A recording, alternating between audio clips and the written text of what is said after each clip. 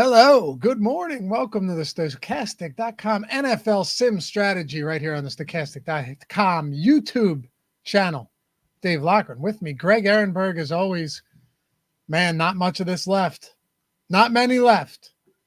We got today, we got next week. I suppose we'll do one for the Super Bowl too. I mean, I don't know. Maybe we will, maybe we won't. But the Sims for Showdown has been crushing. So I'm not sure why we wouldn't, even if it's like a 30-minute show, maybe put something out there, right? It's a pretty big game.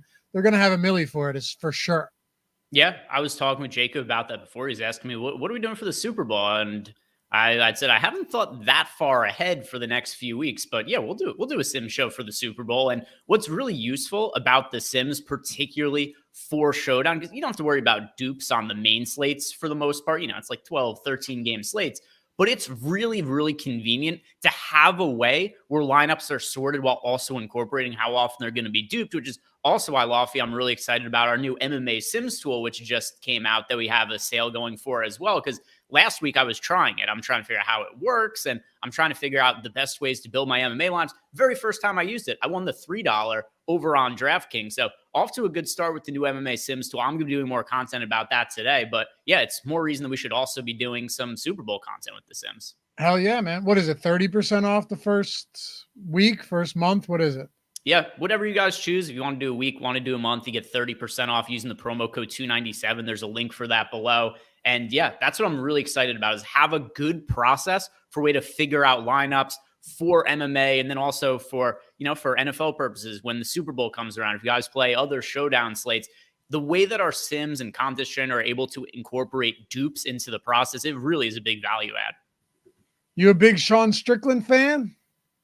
I mean, he's entertaining. I can't say he says some things I don't always agree with. I'll say that.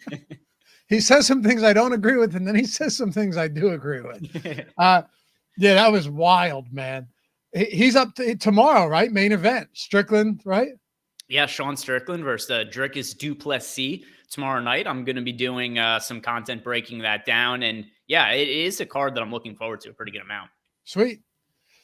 We still got a lot of football, though. Oh, yeah. Yeah, we got football. Happy to have you guys with us, man. We love doing this show each week, and we go in blind intentionally. Not that we haven't looked at the slate. Obviously, I did the first look show with Ben. I know Greg looks over the slate for obvious reasons. I've already done all my betting content over on the Odd Shopper channel. But just we go in blind from the Sims perspective. It's more fun to do this show, and I think kind of more enlightening for not only us, but for you, when we go in and just see what the Sims tool is giving us. Also, not nearly as many injuries on a slate like this, with pending injury news as you'd get for even, week 18, obviously, but even a wild card week where now we've whittled it down to 4 games, 8 teams, definitely changes things up. And the biggest slate Saturday and Sunday combined. So which means that you and I don't have to kind of bounce back and forth on any of this, which makes it a little bit easier. So yeah, and I prefer that from a DFS, but I don't love 2-game NFL slates. I much prefer that we have 4 games to look at. Me too. 100%. I like 2-game NFL slates, but if you could give me a 4, I'm all about it. And there's just so many good players on this one, man. We're deep. We're not deep, but we're getting deep into the playoffs. And, you're going to narrow it down to some really great teams. Makes it a little bit more difficult, but we'll dive into it. Are you getting snow over there? Oh, so much snow. So it is, it snowed the other day. It's snowing again today. I know that you talked about your daughter's home from daycare. The reason I'm on the show is because it was going to be Spags with me doing the NBA show because Josh is on vacation. Josh picked the worst time to go to vacation. He's in Nashville and it's like 25 degrees there or something like Yeah. that. So we went on vacation. He's going to be on the beach in like a winter jacket or something like that. But yeah, it is snowing pretty hard here. My driveway is completely icy because I paid a high school kid $15 to shovel my driveway while I was working. He took the cash and left, didn't shovel the driveway. But, oh yeah, it was so. What? You got burned by a high school kid? Oh yeah. I told the story on Live for a lot because I thought it was hilarious. So the kid shows up. And my brother and I answered the door, and he said that he would shovel the driveway for $10. We have a pretty big driveway. Like, that's ridiculous. So we give him $15. I come back inside. I had meetings to do that day. My brother also had meetings that he was on for work. So we weren't like watching him or anything. And then a couple hours later, I'm done with my afternoon meetings for the day. Look outside, driveway not shoveled. Kid just left. What? So hold on. This was last time, right? Yeah, so it was what, a couple days ago? Was it? Yeah, Tuesday. Was it still snowing? Like, are you sure you didn't do it? And then it was, and then Positive. Okay. Positive. It was after it was done snowing. Do you know this kid? No, no clue. It was just a kid who was going door to door. I think he might have had the hustle of all hustles going. He also had the shovel with him. I should have been a little more closer and looked like, does he have snow on the shovel? This is a clean shovel. I do wonder. Mark said never pay before service is rendered. Yeah. Well, Greg won't make that mistake again. But I do wonder if he was like serious about it and then he just got worn out and he's like, screw it. I'm these last couple of houses, I'm not doing it. But yeah, I like to think he went door to door and just cleaned up for the day, like brought in. Right. And he lives like 2 counties over, so no one will ever find it. I mean, that is a really brilliant hustle, especially during a work week, not on a Saturday where people have stuff to do. Man. All right. Yeah, but that's also why. And the other thing too is people like, hey, don't pay until afterwards. What am I going to do? I'm on meetings all day during the afternoon when I'm not on shows, and I sure shit don't want to shovel my driveway myself. Now it's just an entire sheet of ice, and I'm stuck in like DeAndre Ayton, not able to get to the basketball game. Do you have a snowblower? I do, but I would have to walk to my garage for that. It's a whole big to do. I can't go anywhere until it's warm out again. I wait for it to melt. Yeah, you've got like 10 days until that happens. I can make it. I don't need to eat. I've got enough water to keep me going. You'll survive. Yeah. I will. Yeah. Just go with a water fast, like a 1 week water fast. It'll be the healthiest you've ever been in your life, man. Yeah, for sure. Easy. I just won't eat. That's, to me, honestly, that's the easiest solution. Yeah, I hear you. I will say though, the one thing I love about this is I get to like relive my childhood because I'm like, hey, do you want to go sledding to my daughter? I tried it last week when it's not this Tuesday, but when it snowed last time. And we get out to the hill. Of course, I find like the biggest hill out there. She's not even 3 years old yet. And I'm like, we're going to the top. But it was still snowing. So the wind was blowing in her face and the snow was blowing. And so much of me just wanted to be like, suck it up. This is for daddy, but I was like, all right, we'll stop. We'll come back when it stops snowing. But that is one cool thing. I mean, having kids on a snow day sucks, but being able to be like, all right, when they're old enough, you go out to do the stuff that you love doing as a kid. That's pretty cool. You know what I mean? Yeah. And because the other thing too is you could pass it off too and be like, I'm doing these kids activities because it's for my daughter. She wants to do it. My dad used to do this all the time. My dad likes to watch the stupidest shows on TV, like all those dumb reality shows. And he would pretend that he was watching them because my sister wanted to watch them when she was younger. I knew it was because my dad wanted to watch them. There was a point in time where my sister had said that she didn't even like watching those shows, but my dad would make her watch them with him. So it's the same sort of deal where my dad's like, hey, yeah, we get to watch American Idol. And my sister would have no interest, but it was for my dad. But he would pretend that he's watching it because of her. Dude, my dad learned how to play hockey at 45 and learned how to snowboard at 47. Yeah. And guess what? I still play hockey and I still snowboard. So he got me into it, which is cool. He'd never done it, but yeah, it's the best part. Anyway, happy to have you guys with us. Take a single second, hit that thumbs up if you haven't done so yet. Goes a long way. Subscribe to the channel. Leave a comment down below if you're listening after the fact. We read and respond to all of them. And remember, anything we do here with a shelf life, no matter what it is on the YouTube channel, goes straight in the podcast form so you can listen on Apple Podcasts, Spotify. Hey, maybe you don't have YouTube Premium and you're not paying somebody to shovel your driveway. You've got to do it yourself. But you want to listen to something good, turn your phone off, close your phone, put it in your pocket, podcast form. There you go. You're out there shoveling the driveway. You got something to listen to. We're in business. All right. So 4 games this week, 2 on Saturday, 2 on Sunday, Greg. Not only that, though, weather doesn't seem to be nearly as much of an issue, right? Like last week, we had the Chiefs game. You had the Bills game get moved. In this case, it's not that bad. Dome game in Detroit. San Francisco is going to be rainy, but that is what it is. Like these are 2 teams that are used to playing outdoors anyway in weird weather. Buffalo's cold, but that's it. Those 2 teams play in the cold all the time. And then Baltimore and Houston, nothing really to speak of there. So I don't think we really have anything not that the Vegas lines wouldn't already, tell us what we need to know from the jump. But I think it's pretty cut and dry here. It's pretty straightforward of a slate so far. Yeah, the only thing that I will add is, and I'm not sure how this is going to impact what we had in the Sims, but we just got word a minute ago that Mark Andrews not expected to play Yep. this weekend. So Ian Rappaport tweeted that out. So I'm not exactly sure if Andrews is going to show up in the Sims or not. If he is, we could do an ROI downgrade boost to take him out. That won't necessarily account for how good Isaiah Likely is going to look now, but just want to make that known to people that when we started the show, we didn't have that news and it broke while we were a few minutes into it. Yeah, absolutely. And then Isaiah Likely is definitely going to have some ownership. I mean, that guy's good. He's a legitimately good tight end. So that's going to, it's funny too, because remember week 1 of the season, Mark Andrews missed and Likely was chalk and he ended up just doing nothing. I mean, I think he had 1 reception for 4 yards. You look at these last 5 games that he's played.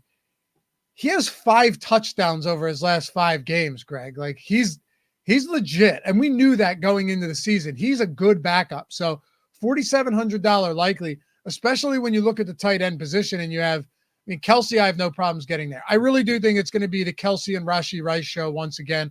Kelsey had a few big drops, would have had a bigger game last time out had that not happened. Sam Laporta played 80% of the snaps, but was only targeted 3 times and still pretty limited. Like the guy clearly isn't 100%.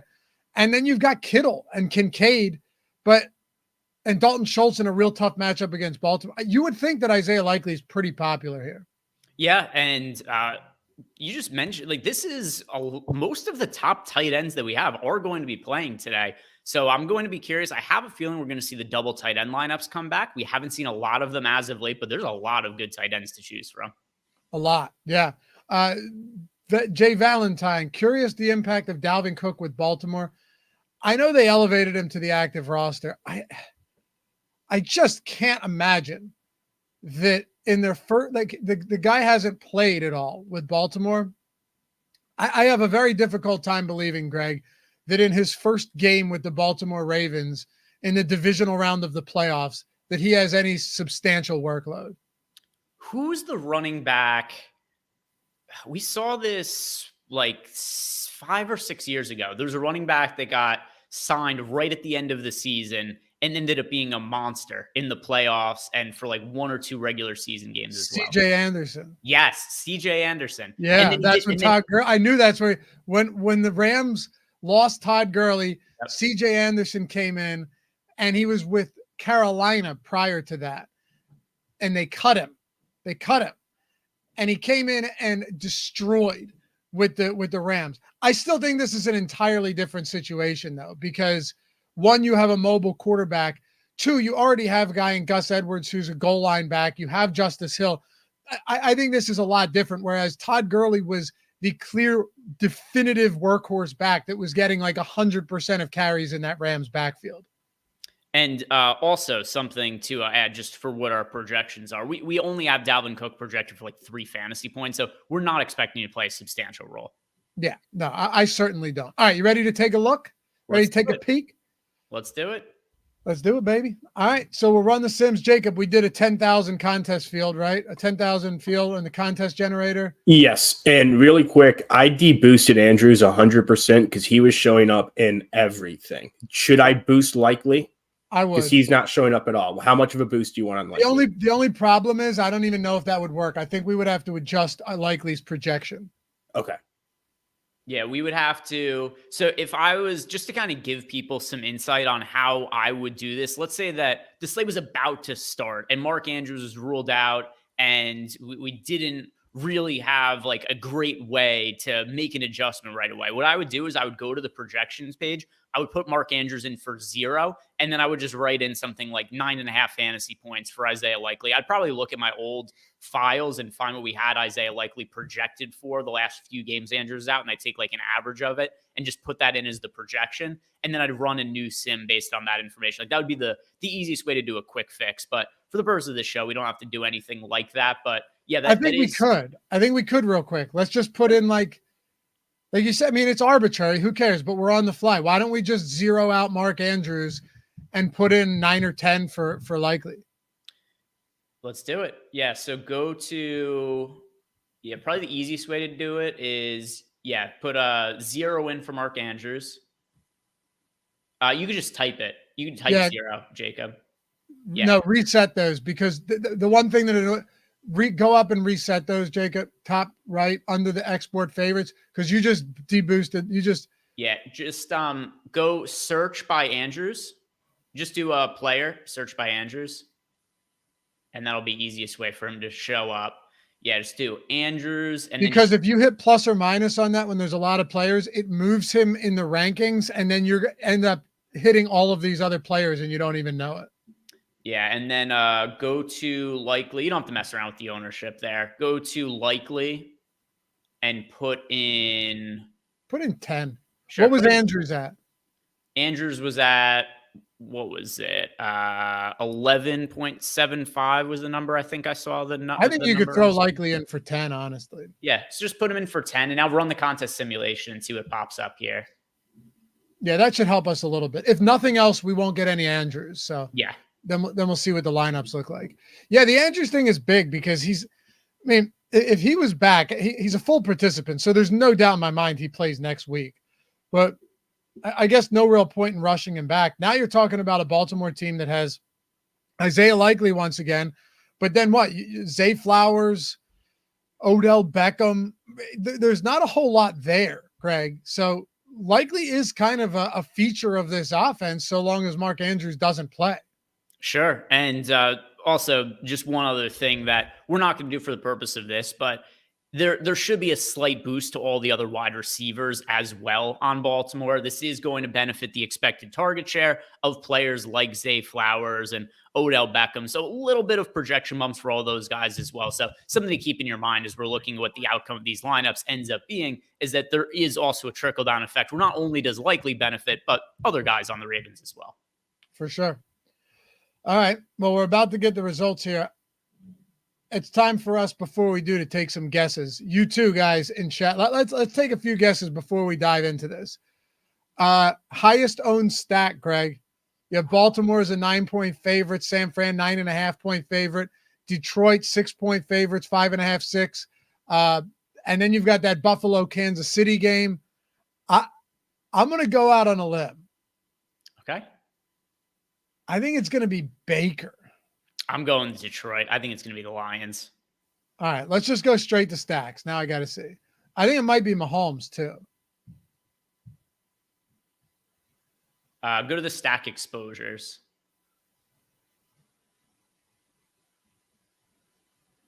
Damn.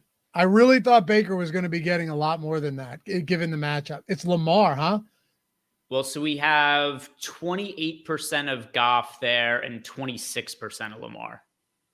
Oh, you were right. It is Goff. I do wonder how much us boosting Likely there ended up getting to us more of Lamar, because I assume this now makes Likely the top projected tight end on the slate. And we know that he's not projected for a lot of ownership at the moment because the Andrews news hasn't fully been taken into account. So I'm just going to guess that Likely showing up in a ton of lineups because he must look wildly under-owned considering the low ownership. Yeah. Once that ownership gets adjusted to reflect what it's actually going to look like, that should come down. The only reason I was thinking you'd have a decent amount of Baker is because of his price point. I mean, he's $6,000. He's the cheapest starting quarterback on the slate. The Lions have been absolutely gutted by opposing passers lately. I mean, they've been terrible. Baker, you look at his performances too. This dude's been legitimately good over the final month plus of the season. We saw him last week against that pathetic Eagles team, but absolutely carved them up. There are so many. This is the problem I'm having though, Greg. There are so many good spots at quarterback this week. Lamar, Josh Allen. I'm not saying that's good in the sense of like Kansas City has a bad defense, but it's still Josh Allen. Mahomes against Buffalo, only because go look how expensive that stack is. That's the cheapest you're ever going to get a QB +2 stack for the Kansas City Chiefs. It's like $6,800 Mahomes, $6,800 Rice, $6K Travis Kelce. We saw last week 22 combined targets between Kelce and Rice. Significant stuff. Then you've got Purdy with a 30-point total, 9.5-point favorite. And then Jared Goff and Baker Mayfield in a dome with I think the highest total of any game on this slate. Yeah, and to your point about the price tags, is I just pulled up from our top stacks tool the average salary for the starting skill position players on each team. And yeah, the Chiefs are in the bottom half in terms Yeah. of overall salary on the slate. We've got the 49ers are one by a really wide margin. They're the most expensive, followed by the Bills, the Ravens. Oh, the Ravens are about to come down now that it's likely a tight end as opposed to Mark Andrews, followed by the Lions, the Chiefs, the Texans, the Buccaneers, and then the least expensive being the Green Bay Packers. Yeah, and the Packers, I know they're coming off a great game, great win in Dallas. Feels kind of tough to get there this week, and tough matchup. That's reflected right now too in our exposures. We're not getting much Jordan Love at all. Not getting to Jordan Love, not really getting to Josh Allen, and a couple of reasons that I think we're not getting to Josh Allen, which I don't have an issue with us not getting there. Number one, the price points are really expensive, but then also it has been hard to know who to stack Josh Allen with because Stephon Diggs this year hasn't performed at the same level from previous years where it used to be like, hey, if Josh Allen is a big passing game, Stephon Diggs probably had a big game as well. That hasn't been the case this year. It makes it harder to know who to stack with Allen. I wonder what exposures would look like if we went out and gave Isaiah Likely like a 25% ownership. So it wouldn't make a difference. We would have to go to the contest generator and give him a bunch of up arrows. Yeah. Plus, it would affect everything else too. So we can't just do that on the fly. Can we go to lineups for a second, Jacob? I want to see a couple things here. Isaiah Likely in all of these top lineups. We might have 100% Isaiah Likely with what we did. I'm guessing. I'm not kidding. I'm guessing we do. It's probably a lot. Go to the exposures really quick. I want to see what we ended up getting to. Yeah, just go to the normal exposures. Oh, no. It's a lot. Yeah, that's actually not that crazy. The simulated the lineup, the ROI with lineups in them is crazy high, which I understand why, right? Because his actual projected ownership as of right now is only 1.5%. So we've got a guy who's only projected for 1.5% ownership that we now have given a projection of 10 fantasy points at a cheap price. So the lineups that he's in, they're just like outrageously projected in terms of ROI. It makes sense though. Yeah, it totally makes sense. I wonder what his ownership will be. Probably, I mean, honestly, at 4,700, I'm guessing he comes in north of 25. Let me think. So let's see. Can you sort by? We usually go to tight ends last, but considering that this is the breaking news that we just got, I'm kind of interested to start with tight ends at the skill position spots and seeing what the ownership is at the other tight end spots. And we can make an educated guess on where we think Likely is going to fit in. So if we go to the tight ends, we could see that it's actually kind of spread out in terms of ownership coming in. Sort by the pool ownership there. Yeah, 25% was to Kelsey, 23% to Kittle. I'm going to say like mid to high 20s for Likely. Yeah, I think so too. I think that'll probably be around where he lands. Not a lot coming into Laporta. I think that injury clearly has an impact there too. All right, but just go back to lineups 1 second. I want to see what type of builds we're getting. So like what I want to know is where are we getting cheap, Greg? And it looks like, so the first lineup is a Lamar Jackson plus Likely, just a QB +1. McCaffrey, Rachaad White, Amon-Ra St. Brown. You don't hear stars and scrubs line up all that often in the NFL, but this is certainly one of them. QB +3. So Goff, St. Brown, Reynolds, Jameson Williams. See, I get that type of stuff because your punts are attached to your quarterback. So you're getting McCaffrey, Rachaad White, Amon-Ra St. Brown, and both of those, by the way. Likely and Kincaid, both of them have double-tapped tight ends as well. It looks like we're seeing – tell me if you see anything where I'm off base here. Maybe the third lineup. But it looks like for sure a good amount of these star scrub lineups where we're just going cheaper at some of these wide receiver positions. Yeah, and I don't have an issue with that at all because there are a lot of cheap wide receivers that have a good amount of upside that you're not going to find at other spots. There isn't a running back who you could reasonably say like, oh, this running back might get 3 touches and go for, like 70 yards and a touchdown. That's a realistic scenario with Jameson Williams considering his big play upside. And when you don't have any real, well, Isaiah Likely has opened up as real value on the slate. But outside of him, there aren't guys that we just plug in and be like, oh, this guy's clearly benefiting from an injury scenario. It was really good points per dollar play. So the way you do have to create upside is who are the cheap skill position players that have variance that could take a long play for a touchdown. And that just has to come at wide receiver, because there isn't a scenario where you're going to be like, hey, I think that Elijah Mitchell is going to end up getting a couple of snaps and play a big role for the 49ers. For the most part at running back, it's guys are going to be buried behind the starters. Wide receivers, the ball is going to get spread out a little bit. I do think that's the best way to attack the slate. Me too. And you're right, though. Even at wide receiver, the value isn't great. Like, you have Jamison Williams, who could do very little. But the difference, to your point, is that it doesn't take a lot for one of those guys to have one of those big games. At running back, it takes a lot. At least at wide receiver, they're on the field. And then you got like a Khalil Shakir type guy. I don't expect Gabe Davis to play. He still hasn't practiced up until this point. We don't know Friday, but yesterday he didn't practice. Shakir wasn't super involved, but he played 67% of the snaps. He's $3,800. He got into the end zone. You can't ask for more than that on a slate like this. You're right. There's not a ton. And then you could just, if you wanted to go Kansas City value, I see a couple Mecole Hardman lineups there. You could do that, but still, it's still Kansas City wide receiver value. Justin Watson, Mecole Hardman, those guys, they can zero out. Can we do something actually, Jacob? Can we go to exposure and look at wide receivers for a second? I'm less interested, Greg, in what the high-priced wide receivers are as opposed to some of these cheap guys. So look at our highest and third highest exposed wide receivers right now. Our top three, all Lions guys: Josh Reynolds, Amon-Ra St. Brown, Jamison Williams. Reynolds played a pretty big role last week. He did. Yeah, they just completely stalled out in the second half. He could have had a much bigger game. Godwin, Ayuk, look how flat it is, though. It's real spread out after that. This is a really cool slate from the standpoint of looking at the projected ownership, where a lot of times we're looking for leverage, low owned plays, things along those lines.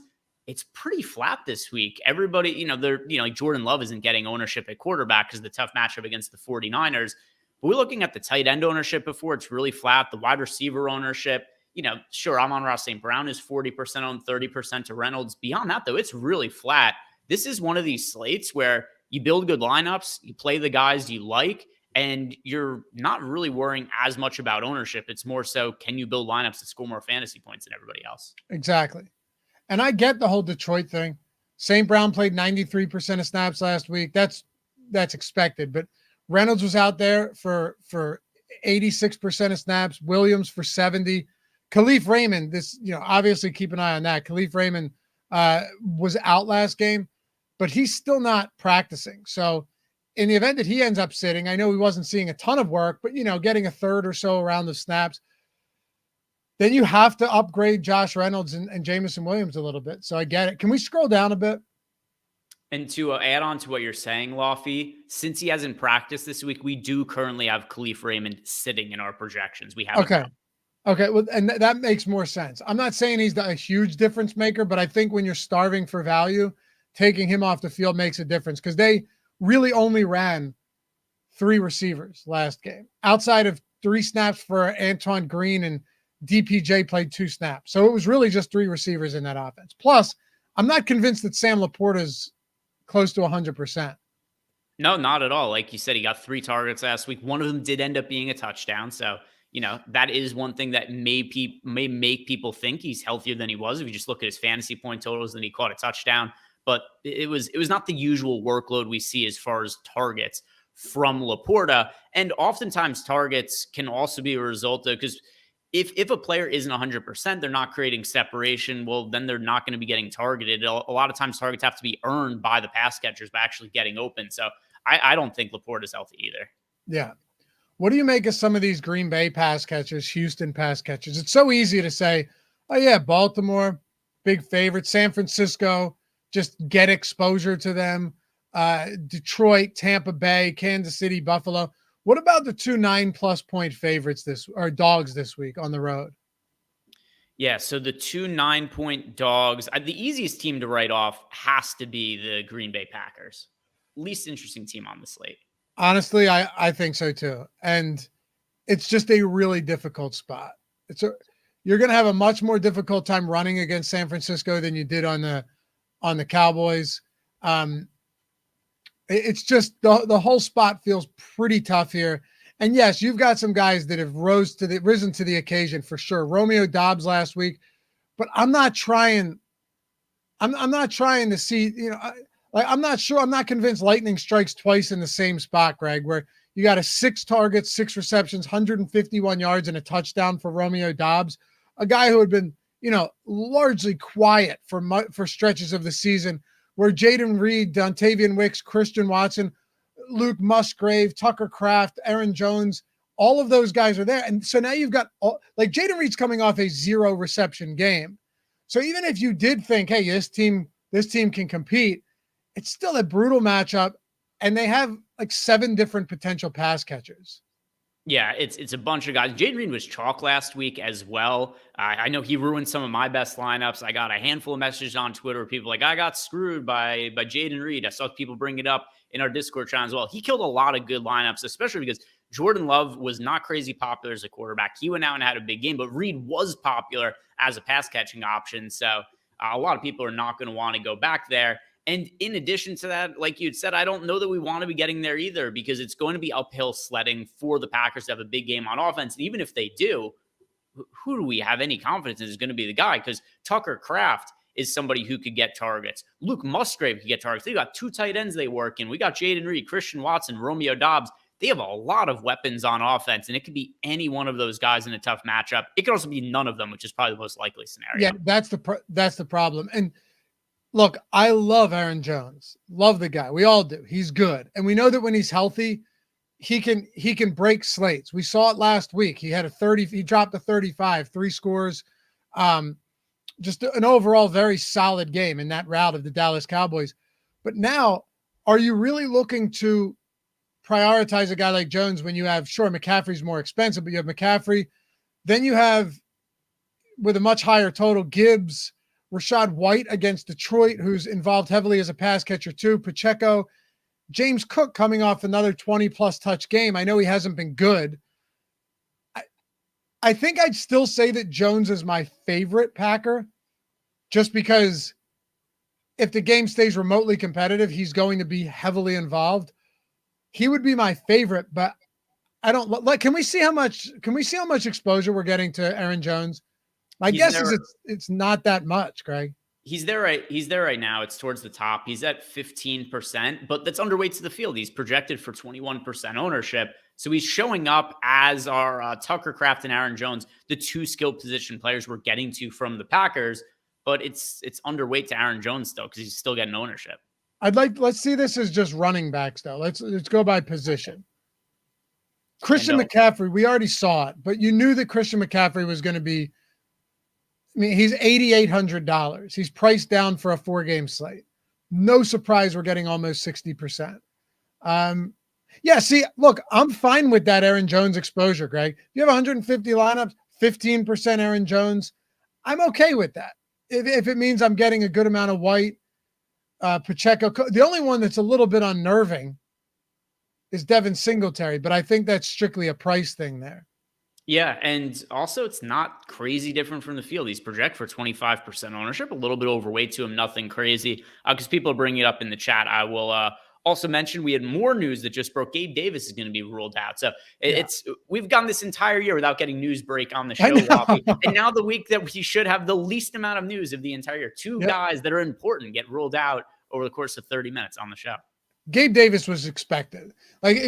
In my opinion, if you don't get any work in on a Thursday, there's a good chance that you're not playing, especially if it's a Saturday game. It's not for Gabe Davis, but we'll see. The only other guy right now, the only other questionables we have, I know Chris Godwin was questioned. He's going to play for sure. Yeah, agreed. He's always limited at practice. I'm trying to think. I don't think Khalif Raymond plays. We'll see. Is there anybody else significant here that I'm missing? I think that's I mean, Kadarius Toney. Tony could be a healthy scratch. He just sucks. He's terrible. He is terrible. Yeah, I'm just scrolling through the injury reports here really quick. Andrews out. Gabe Davis now out. I have one for you. I do have one. Let me Okay. see if chat has mentioned it yet. Let me see if chat beat me to this one. Chat's usually pretty sharp on this show specifically. They did not. All right. So, dude, Chase Edmonds isn't practicing. Sure, you like even your reaction at first is who cares, right? But Edmonds is playing close to a third of the snaps. Unless they wanted to play, like, I don't even know. Is it Vaughn or is it Tucker on the roster now, or they have both still? Let me see. So they have. So Vaughn's gone, I suppose. They've only been giving touches to Edmonds and White. That's what I'm saying. So we are currently, if you sort by leverage all the way to the right, Jacob, I think as is, we're already more overweight to, Rachaad White, overweight more so to him than any other running back on the slate. Rachaad White in 33% of lineups. If we're going to say that he picks up a few extra touches, a couple extra targets in the absence of Chase Edmonds, I see where you're going with this. He could end up in like close to half of our lineups. Yeah, and I'm not saying it's like, oh, you play him if Chase Edmonds is out and fade him if he's in. All I'm saying is if it goes from 70% of snaps, I think you could definitely see him out there for, 85% of snaps in a situation like this. Because let me give you an example. Because Chase Edmonds has been essentially the backup since week 8. He was injured as well. Look at weeks 12 and 13, though. Edmonds played 12% of snaps and 15%. It wasn't like it went to Tucker or Vaughn if he was still on the team. It went 87% of snaps to Rachaad White. Yeah, earlier in the year we saw him play a ton as well. I'm liking what you're bringing up here. So already Rachaad White, our most the player we have the most leverage on the slate. This is the guy that we're getting the most overweight to relative to his ownership. I think we have reasons to not only feel good about that as now, but probably feel even better about that and get to more exposure to him, particularly if Edmonds is out. I think so too, yeah. And Chase Edmonds was targeted twice last game too. In a spot like this, I want Rachaad White getting all of that workload through the air. So it's kind of interesting. Can we go to exposures one more time? I want to see something here. Yeah, the only one that is mildly concerning is Devin Singletary, but I do understand that he's cheap. I don't know if you've looked at this slate, Greg, just by pricing. There's essentially no value to speak of at the running back. Well, you mentioned it, like with Mitchell, but there's really no value to speak of here unless you're trying to get to like a Justice Hall or something. But even Gus Edwards is 5,900. My guess is we're getting no Gus Edwards at 5,900. Yeah, so Gus Edwards, what do we have him projected for? Gus Edwards, we have him for right around 10 fantasy points at his price point. Yeah, scroll down a little bit here, Jacob, but I also assume that we're getting to him. Yeah, only 2%, 2.7% of lineups with Gus. What else do you want to look at here? This is good so far. It's really opening my eyes to how this slate is breaking down. I didn't see a lot of Houston. I didn't see a lot of Green Bay, which makes sense. I guess the question then becomes like, where do you prioritize the pass catchers? I noticed we weren't getting a lot of Mike Evans. Scares me a little bit. If we go back to wide receivers here, because Greg, you've got Collins, Evans. This is all sub 8K. Mm-hmm. Debo, Stephon Diggs. I saw we weren't getting a ton of that. Brandon Ayuk, Rashee Rice, Chris Godwin. There are a lot of guys that could put up monster games on this slate at wide receiver between that 6 and 7K range. Yeah, and also we have, if I'm not mistaken, Gabe Davis was, so we had Gabe Davis expected to play, but like limited snaps prior to him getting ruled out. So we didn't have him playing full, but we also had him in our projection. So him being out, can you search by Shakur? I want to see what we're getting as far as exposure to him, because I do think Khalil Shakur is the biggest gainer from the absence of Gabe Davis, and he's only $3,800 on DraftKings. So Shakur, we had 14.7% of lineups.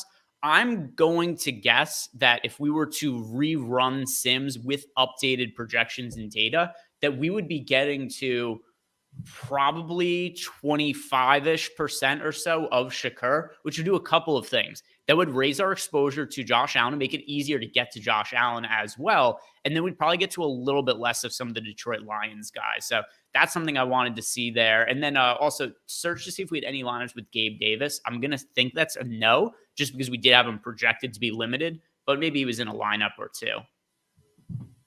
And yes, Jeremy, if I said Justice Hall, you know who I meant. Yes, Justice Hill. Yeah.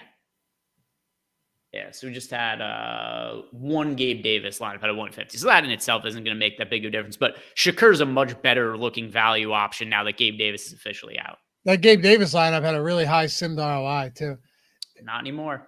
No, but it is funny how that works, where you could have a guy that just has a very negatively leveraged or negative player simmed ROI, but still pops up in one or two really good lineups. Yeah, for sure. And that's what we're seeing here, because that one lineup had a simulated ROI 4x better than the second best Gabe Davis lineup. Yeah. If we were to go back to exposures for a second, Jacob, and just go to quarterback itself. So I don't want to look at the stacking. I just want to look at quarterback itself. All right. So we are getting a decent amount of Baker, decent amount of Purdy, a lot of Lamar. I think you're spot on there, though, that we'll get some Lamar, but we're not going to be 2x the field on him either. Yeah, once we get likely ownership. Yeah, once the likely ownership is updated, it's going to be totally different, because likely, for reasonable reasons, when he's only projected for 1% ownership, he looks like the best tight end on the slate. The reason he's only projected for 1% ownership is because Mark Andrews ruled out in the middle of the show. If then Isaiah Likely is going to be, like 25% projected ownership, let's say, he's still going to make it into lineups for us, but it's probably going to be about half what his current ownership is in our lineups. And then that just naturally brings down Lamar as well. I am a little surprised that we're only getting 7% Mahomes. I know in these short slates, the Sims usually love Mahomes. And personally, I think for good reason. It hasn't worked out in a lot of those days, but I do understand, because you have Rashee Rice, you have Travis Kelce, whom are, as a stack, that stack's way cheaper than it's been in a while. But then you also just kind of have that third attachment with it, Watson or Mecole Hardman. It's gross. It's ugly. But on short slates, a lot of times we get there. And when you're talking about these short slates, Greg, it makes sense to do stuff like that, like Jared Goff with St. Brown, but then Josh Reynolds, Jameson Williams, those type. Because in the event that offense ends up going for 40, and puts up one of those massive games, they might just come along for the ride at a massive discount. Yeah, I don't see any kind of issue with that. And once again, the quarterback exposures are going to end up changing once. Well, here's actually an interesting way to look at it. When the ownership comes down in our lineups on Lamar Jackson, who do you think gains the most from our QB pool? I want to say Mahomes. But I don't know. I think Mahomes would make the most sense. We already have a bunch of Jared Goff, so every quarterback would get boosted a little bit once we lower Lamar Jackson. But we have to also think it's probably going to be an expensive quarterback that's going to fill some of those spots. So a couple things. I do think Josh Allen's going to get boosted from a couple of reasons. One, because Shakur is going to look better, and then also because of Lamar Jackson coming down. So with the two factors being considered, I'm actually going to go with Josh Allen as the one who benefits the most. Let's do something for a second. Let's negatively boost Isaiah Likely and see what happens. Okay. Again, this is not a perfect science. Nah, we're just screwing around having fun with the tools. Negatively boost him by 50. And upgrade Shakur by 50. Yeah, good call. And then we'll see what that does. All the top lineups had Likely. I see that. Except one of them has a 700% simulated ROI. Oh, that one had Likely and Shakur in it. Okay. So go to QB exposures again.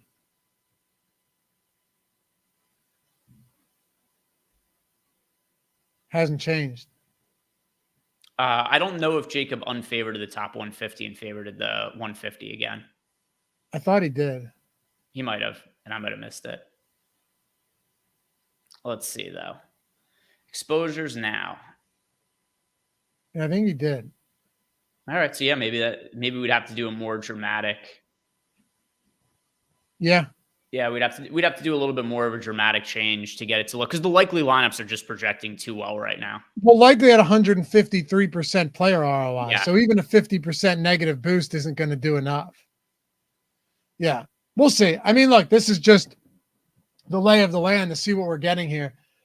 I think it is kind of interesting, though, just to see how much Jared Goff we're getting. But, you asked if, once the likely stuff is updated, who do you think comes up the most? Well, let me ask you this then. With Gabe Davis out and Khalil Shakir becoming a better value play now, do you think that brings these Jared Goff exposures down?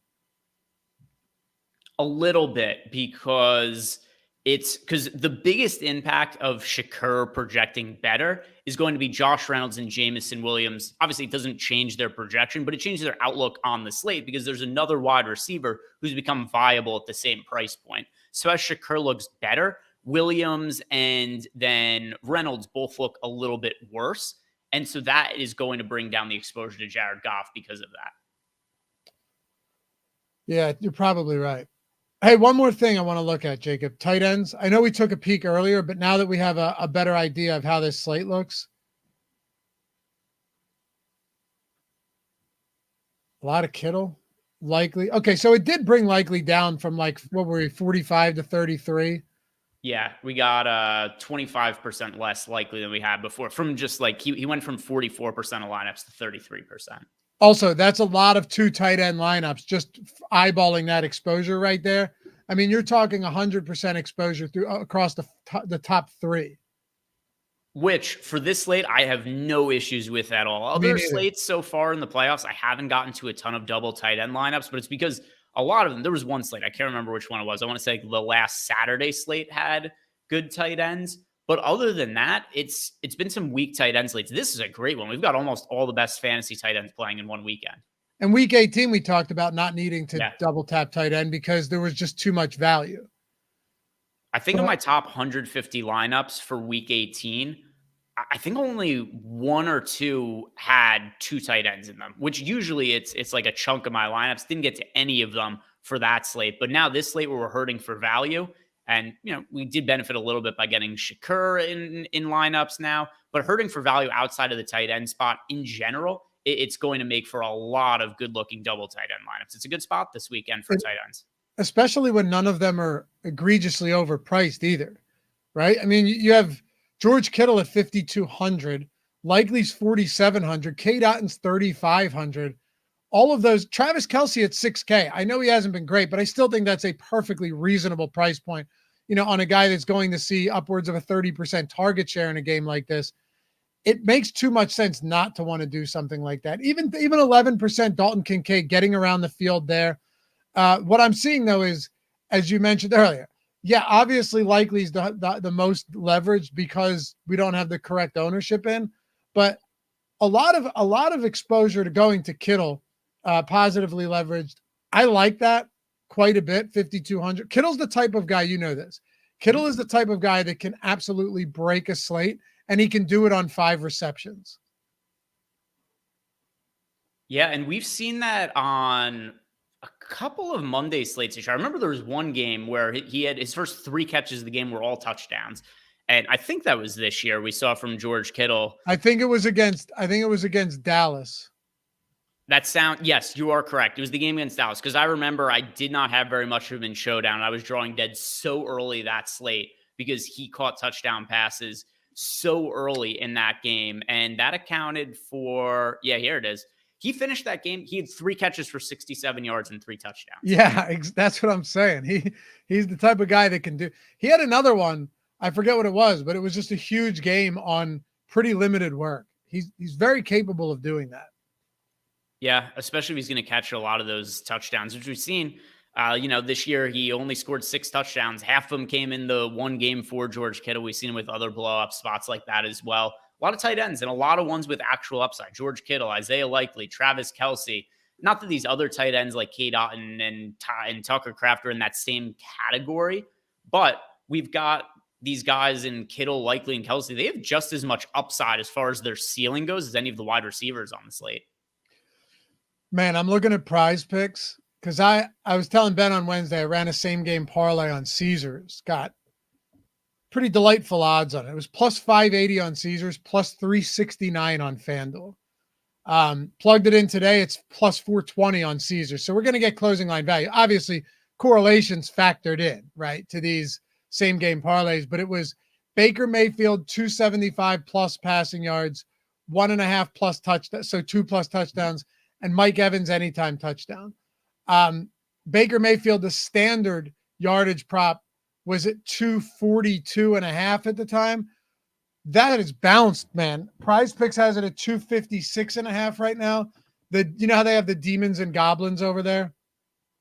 I'm aware of the demons and goblins. The Baker Mayfield demon now is 299.5. To put that in perspective, Josh Allen is 274.5 on the alt line. Isn't that crazy? A lot of passing upside for Baker. I mean, not crazy because I do understand why the line is what it is because so much of the upside of Josh Allen comes to them running the football. And also that information, not that this is the end all be all of how we build DFS lineups, but it's a pretty good indication of why Josh Allen isn't showing up in as many stacks for us as a quarterback like Baker Mayfield. None of us are going to say that Baker Mayfield is better than Josh Allen, but for the purpose of building correlated lineups that are stacks, it's hard to stack Josh Allen with a lot of his pass catchers when he doesn't get quite as much of his upside in the passing game as he does on the ground.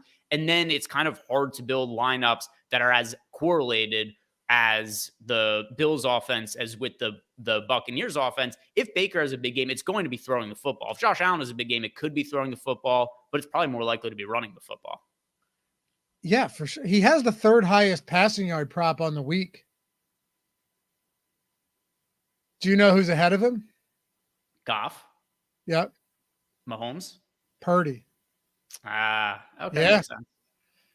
Anyway, Prize Picks, 100% first match deposit bonus up to $100 if you aren't there yet. Plus, you get all of our plus EV tools, all of our pick'em lineup builder tools, premium Discord, expert picks plays, all of that over at OddsShopper. If you're not there yet, it's a pretty simple process, Greg. We have the link in the description. You click it, you sign up. Not only up to $100 is everything matched. So if you put $100 in, you have $200 now. If you put 50 in, you got 100. If you put 20 in, you have 40. And you're just building out lineups with the over or under on these projections, right? So passing yards, receiving yards, rushing yards, receptions, touchdowns, fantasy score. That's another one that I know you guys love because you can apply all of the knowledge and everything that you've learned and researched throughout the week into that fantasy score. They have everything, dude. Punts inside the 20. There's stuff that you can't find at traditional books, Greg. But you're getting the sign-up bonus. You're 10xing if you go 5 of 5. You go 6 of 6, you're 25xing. Unlike traditional books, let's say you go 4 of 5 and you go, oh man, I'm toast. You're still 2x. They don't just take all your money, you're still 2x, which is pretty sweet. But I think the kicker is the fact that you're getting the entire month of all of our betting tools, all of our, I should say in this case, all of our pick'em tools, plus the Discord, plus the picks, plus the EV tools entirely for free on top of the bonus if you sign up at Prize Picks. Yeah, for sure. So you're getting everything. And then also, I know there are some states that have both sports betting and the pick'em sites. And it's not only for Prize Picks. We've got Underdog and all the other pick'em sites as well that we've got projections for that you could use in the entry builder that we have over there. So if you guys like to bet on sports, if you guys play pick'em, or if you also just want to get picks from us in the Discord, if you want access to our betting model, we've got something for everybody at OddsShopper. Yeah.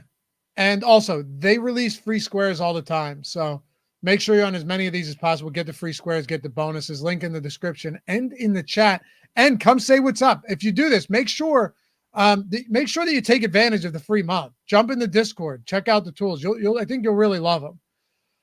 All right. What else are we looking at here? What else are we looking at? Anything else you want to do? What? I think we've covered it all. I think we did. Oh, and by the way, if you're in a legal sports betting state, we got you covered. BetMGM is still bet 5, get $158 in bonus bets. We didn't forget about you guys. It's as good a bonus as there is out there. You're already on DraftKings and FanDuel. We threw that link down there in the description. You bet $5, you get 150 in bonus bets by simply depositing 5, betting 5 with the link. It's that simple. You got to be 21 years or older, and if you have a gambling problem, you call or text 1-800-GAMBLER. But we didn't forget about you. If you're in a legal state, there's plenty out there for everybody. I think we did cover it all. My only thing now is, it's like, what happens when we get the updated ownership on Isaiah Likely? What happens when we have Gabe Davis completely wiped out of the projections? I'll be honest, I don't think it changes that much for Buffalo as far as like Stephon Diggs goes. Not Just for Khalil Stephon Shakir. Diggs, but yeah, Shakir for sure. One other thing I want to mention, everybody, before we finish here. Live Before Lock moved from Sunday to Saturday this week because of the change in the NFL slate. So because the NFL is a main slate that's covering all 4 games throughout the weekend, move the Live Before Lock from Sunday to Saturday so that we're covering the main slate and making sure that we get coverage for all that. Hell yeah, man. Hey, shout out to Jacob, as always, for producing this one. Thanks to you guys for hanging out with us. We'll be back tomorrow. What time are we doing tomorrow? We got Deeper Dive Live Before Lock, or just like, we got 2, right? Yep, Deep Dive and Live Before Lock. So if I remember correctly, So it should be 2:30. Yeah, so 4:30 Eastern time lock. So 2:30 to 3:30 will be Lofty and Ben Raza on the Deep Dive. And then 3:30 to 4:30, we got Eric and Matt Kajeski on Live Before Lock. Perfect, man. Yeah, love it. Are we doing any Sunday shows? Because they'll have the bit. Yeah. Yeah, I'm gonna do one with EMAC for the 2-gamer on Sunday. Okay. I would assume there's gonna still be some big contests for that. Yeah, I think so. I think so as well. So I've got that on the schedule to cover it. I'd be fairly surprised if that isn't the case. Let's see what they've got up here. There is a 2-game slate up on DraftKings for the Sunday slate. 500K. Last I looked, and yeah, 500K to first, so pretty sizable. Well, we saw what happened on Monday, where they were dropping those small contests and they all filled. So that's significant. The Spies 100,000. There's a lot of big contests. So yeah, the Wildcats 700K. All right, cool. I like that they're doing this though, Greg. Give us the full slate of games, and then Sunday just let us double dip on the second half. Sure. And if you get your ass kicked on Saturday, there's going to be people who are like, oh, I got to enter Sunday contest so that I've got something to play for you. Yep. And if you get your ass kicked at the beginning of Sunday, you got Showdown for Sunday night as well. Yeah. Thank God for the Sims tools, man, because they have every single slate. Makes life a little bit easier. Appreciate you guys hanging out. We'll see you back here for the next one. Championship round next weekend. But we'll see you tomorrow, Saturday, 2:30 Eastern, right here on the YouTube channel. Peace.